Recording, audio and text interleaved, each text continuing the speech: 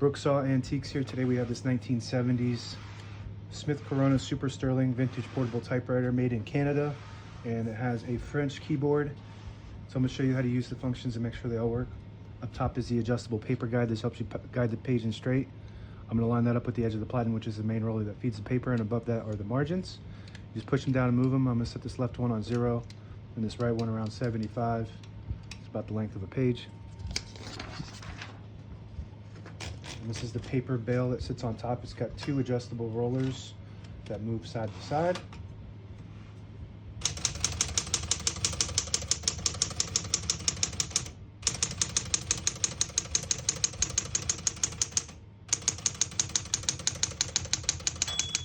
Once you hear the bell, you're at the end of the margin. You hit this line space, get you back to the beginning. It skips 1, 2, or 3 spaces. Right now we have it on single, but if you want double, you just flip this switch back. It skips 2, 1 more, it skips 3. We're going to keep it on single and finish typing.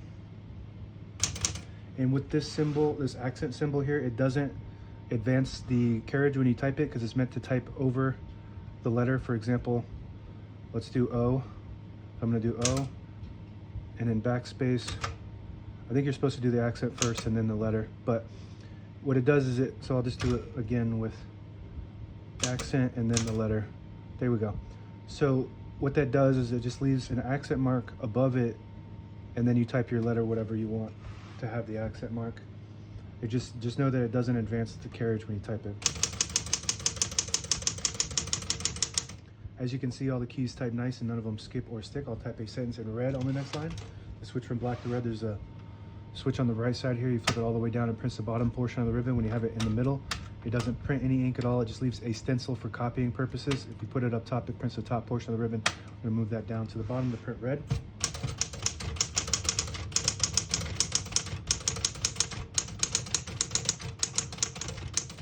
Beautiful typing machine. Smith Coronas is probably one of the best when it comes to just daily typing and being reliable. Very easy to use. And so for those symbols, I'll show you. This one has it's like a C with a tail underneath it, and then E with an accent mark, and then these are your other 2 accent marks.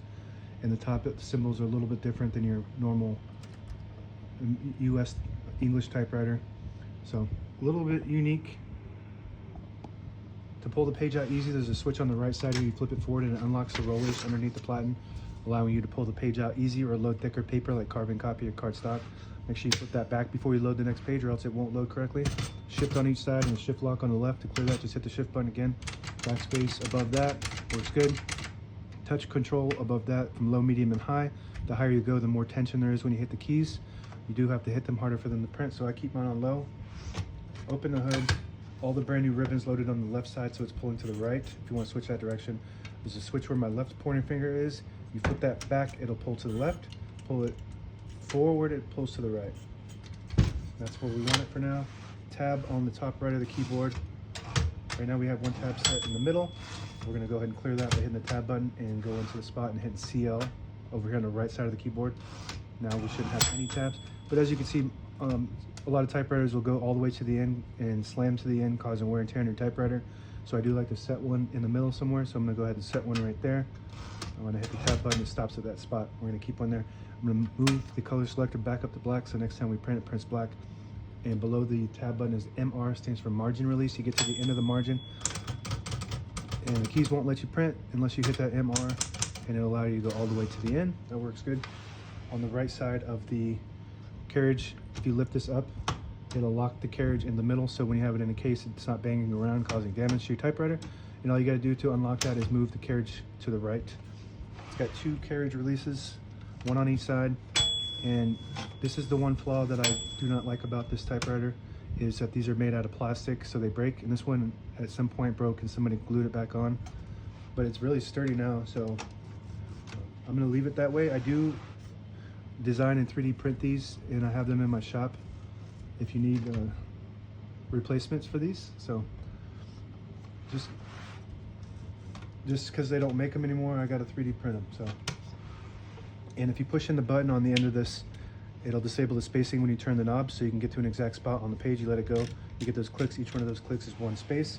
And the same concept with this lever here. If you flip it down, it'll disable the spacing. You flip it up, and you get those clicks. And then that's it. Now available on eBay or Etsy. Search Brooksaw Antiques.